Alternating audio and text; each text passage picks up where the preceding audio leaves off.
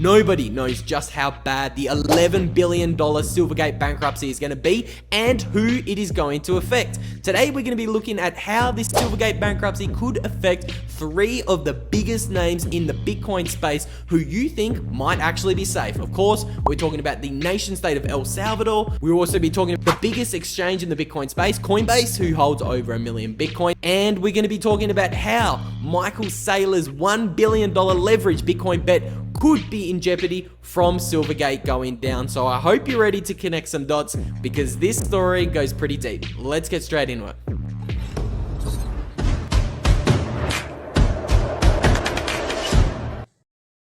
Welcome back to the Money Matters YouTube channel. My name's Luke and I hope you're ready to connect some dots because we're going to be exploring what impact Silvergate's bankruptcy is going to have on some of the biggest Bitcoin companies in the world. Okay, so why is everybody talking about Silvergate again? I personally thought everybody was over that whole fiasco, but they just came out this week and guess what they said? Sorry boys, we're reporting a $950 million loss for Q1 2023.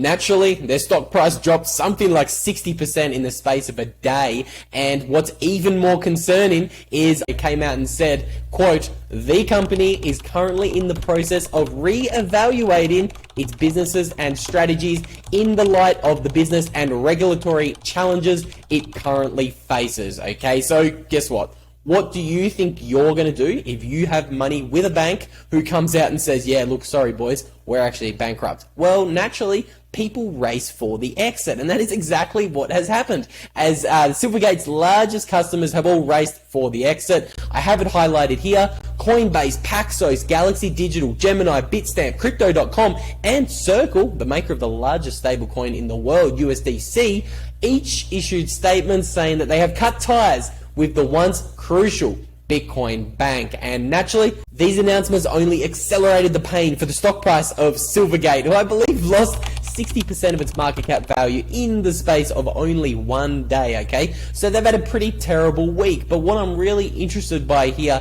with this announcement and with this impending collapse of Silvergate is their connection to lots of other Bitcoin companies. So that's the story of the Silvergate bankruptcy, but why should you care? Why does it affect the biggest names in the Bitcoin space? Well, starting off with Coinbase, they had to come out publicly and say, hey, guess what? At Coinbase, all client funds continue to be safe, accessible, and available. And they had to come out and say, in light of recent developments and out of an abundance of caution, Coinbase is no longer accepting or initiating payments to or from Silvergate. Okay, so if you are one of the people holding Bitcoin on Coinbase, remove it right now, because we all know when a bank or a crypto exchange has to come out and say, hey, look, you know, your funds are safe, trust us, that never, ever works out well for the person holding funds on the bank. We learned that lesson in 2022 with FTX, Celsius, and BlockFi, and let's not forget Luna as well for good measure. So Coinbase holds over 1 million Bitcoin. I don't have the exact numbers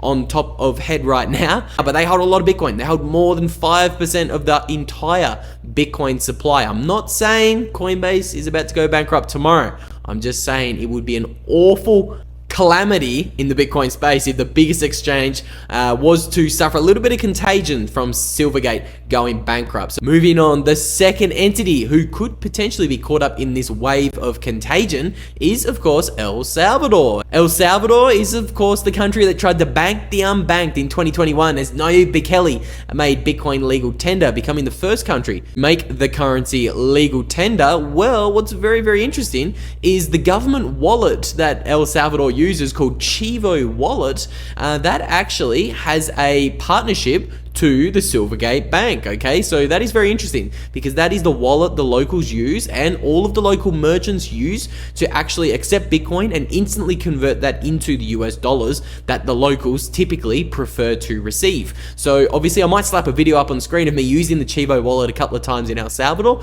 I spent 6 months there, so I was lucky enough to get pretty familiar with the Chivo wallet. But let me tell you, if the Chivo wallet were to be caught up in this contagion, that would be a major setback for El Salvador because, as I understand it, a large majority of the merchants in El Salvador do actually use the Chivo wallet. But again, take my opinion with a grain of salt. I haven't had time to verify any of these facts or what kind of partnership Silvergate actually has with Chivo wallet, but I would encourage you to just keep an eye on that situation. And the final entity who could be caught up in this contagion is, of course, Michael Saylor, the Giga Chad, the man who owns billions of dollars of Bitcoin. And it's very interesting because he took out a $205 million Bitcoin-backed loan from Silvergate in 2022. And now that Silvergate has come out and said, yeah, you know what, guys, we're bankrupt, does this put Michael Saylor's loan in jeopardy? I don't believe so. I haven't looked into the situation as deeply as I probably should, but from my current understanding is another bank is going to buy that $205 million loan,